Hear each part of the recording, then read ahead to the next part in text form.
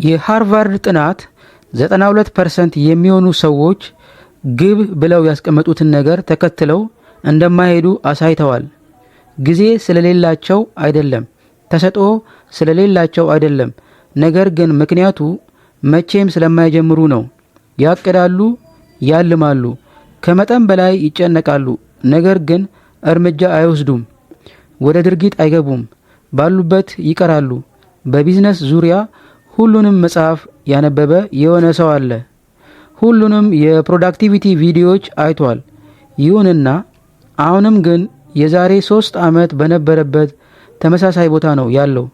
ችግሩ ምንድን ነው? ይህ ሰውዬ በመዘጋጀት ወጥመድ ውስጥ ተይዟል። ቀጥሎ የሚያየው ቪዲዮ ወይም ቀጥሎ የሚያነበው አርቲክል ወይንም ቀጥሎ የሚያገኘው ሀሳብ ለሱ የሚሆነው ትክክለኛው እንደሆነ ለራሱ አሳምኖ ነበር። ብዙ ሰዎች እንዲህ ነው የሚኖሩት። ሞቲቬሽን እየጠበቁ ነው። የዝግጁነት ስሜት እንዲሰማቸው ይጠብቃሉ። ነገር ግን ዝግጁነት ውሸት ነው። እውነታው ምን መሰላችሁ? መጀመሪያ ድርጊት ነው መምጣት ያለበት። ከዛ ግልጽ መሆን ቀጥሎ የሚመጣ ይሆናል። ሁለተኛ መውደቅ መነሳት። በሁለት የተከፈሉ የፎቶግራፊ ተማሪ ቡድኖች ነበሩ። አንደኛው ቡድን የትምህርታቸው ውጤት የሚሰጣቸው በሚያነሱት አንድ ፎቶ የፎቶ ጥራት ላይ ተመስርቶ እንደሆነ ተነገራቸው። ሁለተኞቹ ቡድኖች ደግሞ በሚያነሱት የፎቶ ብዛት ላይ በመመርኮዝ የትምህርት ውጤታቸው እንደሚሰጣቸው ተነገራቸው። በሴሚስቴሩ መጨረሻ ሁለተኞቹ ቡድኖች ማለት በዛ ያለ ፎቶ እንዲያነሱ የተነገራቸው ቡድኖች የተሻለ ፎቶዎች ይዘው ተገኙ። ለምን እንዲህ ሆነ? ምክንያቱም ስለተለማመዱት ነው።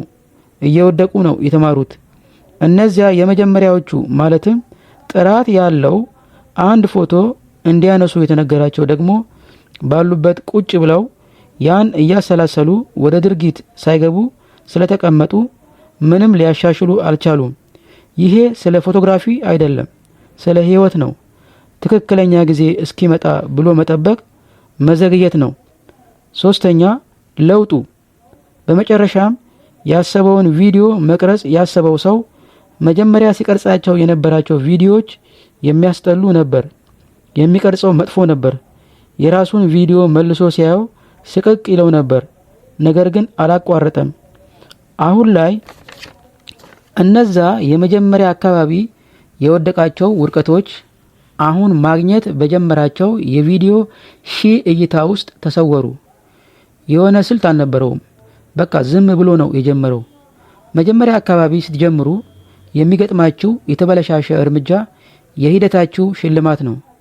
ምቾት አልባነቱ የለውጡ ክፍል ነው። እዛው ባሉበት ቁጭ ተብሎ ማንም እንቅስቃሴ መፍጠር አይችልም። አራተኛ ከፍታው። እድገት የብዙ ክምችት ውጤት ነው። ትንሽ የሆነ እና በተከታታይ የተደረገ ፐርፌክት ያልሆነ ድርጊት መቼም ያልተተገበረን እቅድ ያሸንፋሉ። አሁን የሚጀምረው ሰውዬ ባለው ነገር ካለበት ቦታ ሆኖ ይጀምራል። እነዚያ የሆነ ነገር እስኪስተካከል የሚጠብቁትን ሁሌ ያሸንፋል። ዝም ብሎ በመጀመር ውስጥ የሆነ ተአምር አለ። ምክንያቱም መጀመር ማንነትን ይቀይራል። ህልሞችን ወደ ድርጊት ይቀይራል። ተመልካቾችን ወደ አድራጊዎች ይቀይራል። ስለሆነም ጥያቄ የሚሆነው ነገሩን ለመጀመር ምርጡ መንገድ ምንድነው የሚል ነው። መልሱ ዛሬ ማድረግ የሚቻለው ምንድነው የሚለውን መመለስ ነው። ምክንያቱም ሚስጥሩ እሱ ነው። የሚያሸንፉት ስማርት የሆኑት ወይንም ደግሞ በጣም ተስጦ ያላቸው አይደሉም። የሚያሸንፉት የሚጀምሩት ናቸው።